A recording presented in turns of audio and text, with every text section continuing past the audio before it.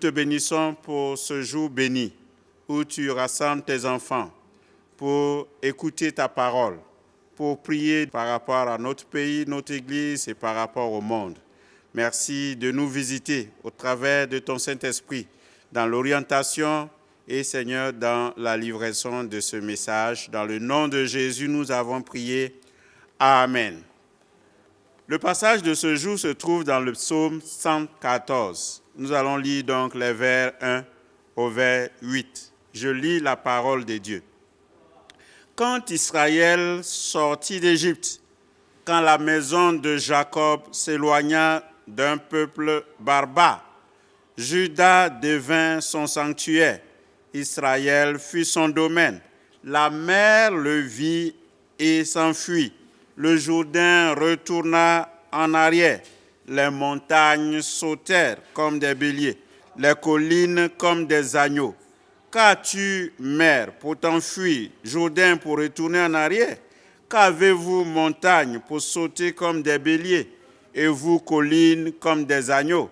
Tremble devant le Seigneur, ô terre, devant le Dieu de Jacob, qui change le rocher en étang, le roc en source d'eau. Amen. Frères et sœurs, le passage objet de notre réflexion est un psaume, le psaume 114.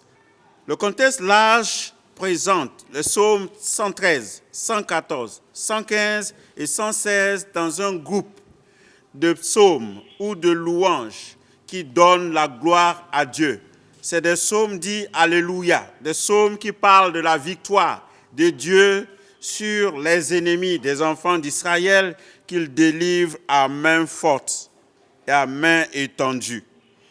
Dans ce psaume, le 114e psaume, la structure du passage peut se retrouver en trois parties.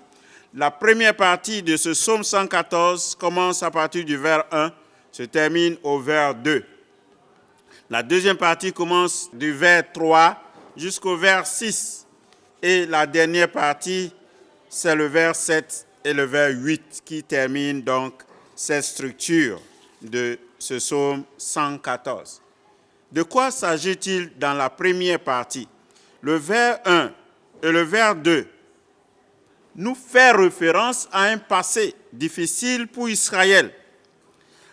Quand Israël sortit d'Égypte, quand la maison de Jacob s'éloigna d'un peuple barbare. Au plan historique, c'est 432 ans que le peuple d'Israël va passer aux mains de ses oppresseurs. Mais ici, on parle de quand Israël sortit, c'est-à-dire il y a eu une victoire complète après 432 ans d'esclavage, de souffrance, de maltraitance et d'exploitation du peuple d'Israël par l'armée égyptienne, la plus puissante armée de ce temps-là dans le monde entier. Mais Dieu, enfin, se souvient de son peuple. Ce qui me plaît dans la Bible, c'est quand la parole, l'expression vient pour dire Dieu se souvient. Dieu se souvient de Jonas. Dieu se souvient donc de Noé. Dieu se souvient de toi. Tu peux dire à ton frère, Dieu se souvient de moi. Oui, donc tout ce que tu as souffert pendant des années, pendant des multitudes d'années, peut se résumer à une journée de victoire, de grande victoire. Et pour le peuple d'Israël, la ligne était droite. Les 432 ans n'étaient pas assez suffisants. Quand ils sont sortis, il y a eu l'épisode de la mer Rouge. Mais là encore, Dieu s'est souvenu. La verge de Moïse a été suffisante. Des digues ont été ouvertes. Dans le confinement de la mer Rouge, le peuple de Dieu est sorti victorieux. Les chars des Égyptiens se sont enfoncés et il y a eu la victoire. Et Myriam peut se réjouir. Oui, la souffrance d'hier, la situation que tu traverses actuellement peut prendre fin. Dieu est prêt pour te donner victoire complète. La deuxième partie, c'est le verset 3 au verset 6. C'est une allégresse totale. Mais cette allégresse totale que les enfants d'Israël vont vivre n'est pas seulement racontée, n'est pas seulement signe de témoignage des enfants d'Israël. Et regardez, même la nature va se joindre aux enfants d'Israël pour dire merci. Il dit, la mer vit cela et s'enfuit. Le Jourdain retourna en arrière, les montagnes sautaient, les collines comme des agneaux. Même la mer a dû s'enfuir. Ils sont contents. de contempler la main puissante de Dieu, la victoire, la joie, l'allégresse d'Israël. Et ils manifestent cela en signe de manifestation. Ils vont sauter, ils vont donc s'enfuir, ils vont reculer, ils vont se retourner. Expression pour dire qu'ils étaient contents. Donc toute la nature, l'environnement, la flore et la faune célèbrent donc cette victoire des enfants. Oui, quand tu es heureux, quand tu as reçu de la part de Dieu la victoire, tout le monde entier se célébrera. Même tes ennemis t'acclameront parce que tu comptes sur Dieu. Nous allons enfin vers la dernière partie de notre message, le vers 7, le vers 8. Là, il est question de la terre. Ce n'est pas seulement l'environnement, ce n'est pas la faune et la flore, mais la terre. Quand on parle de la terre habitée ici, c'est donc ceux qui ne connaissent pas le Seigneur, c'est aussi ceux qui connaissent le Seigneur. Cette terre habitée, c'est le cosmos, le lieu des maisons déjà bâties, des villes, des espaces conquis et reconvertis, mais aussi des déserts qui reverdissent, des nations jadis inaccessibles qui sont gagnées, qui aussi se joignent. Cette terre va célébrer le Seigneur. Une nouvelle destinée prophétique est donnée ici et est tracée.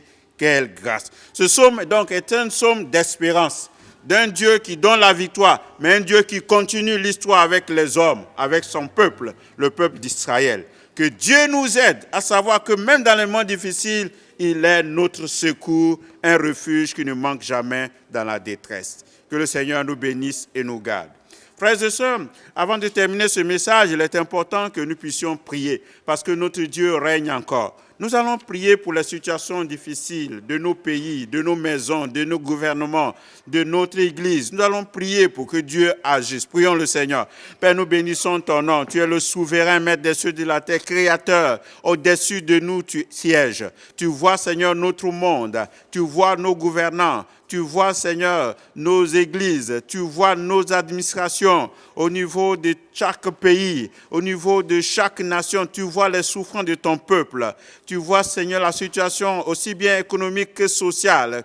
Oh Dieu, nous prions que ta main soit là, que tu puisses nous visiter, que tu puisses nous arracher, Seigneur, des griffes, des situations difficiles que nous traversons. Merci parce que tu as fait pour Israël, tu es capable de faire pour notre pays. Tu assures la sécurité, tu veilles sur nous, tu permets que nous puissions aller de progrès en progrès. Nous allons prier pour l'évangélisation. Seigneur, ici, il y a, Seigneur, que les nations, que les montagnes, que l'environnement t'a célébré. Mais ce que ta parole dit, c'est que les nations doivent être heureuses à partir de nos intercessions.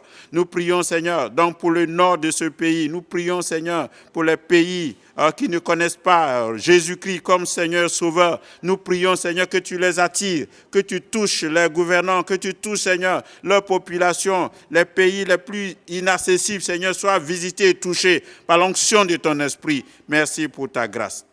Nous allons prier pour dire merci à Dieu par rapport au témoignage qui est fait. Notre Dieu ne dort jamais. Il est celui-là qui nous bénit. Des situations difficiles nous la ramène à une situation de prospérité. Père, nous bénissons ton nom. Tu nous as visités en ce jour. Je prie pour les familles qui sont dans des situations difficiles, perdu leur emploi, des cas de maladie dans ce temps de Covid. Père, nous comptons sur toi. Nous avons les yeux levés vers toi. Nous voulons, Seigneur, voir ta main manifeste, agir puissamment pour nous arracher, Seigneur, de la main de l'ennemi. Nous voyons à l'échec toute attaque et toute arme forgée contre nous sans effet. Au nom de Jésus. Merci, Seigneur, pour ce jour que nous avons mis à part pour te célébrer. Nous comptons sur toi. Écoute-nous, exauce-nous à cause de Jésus, notre Seigneur, notre Sauveur. Amen.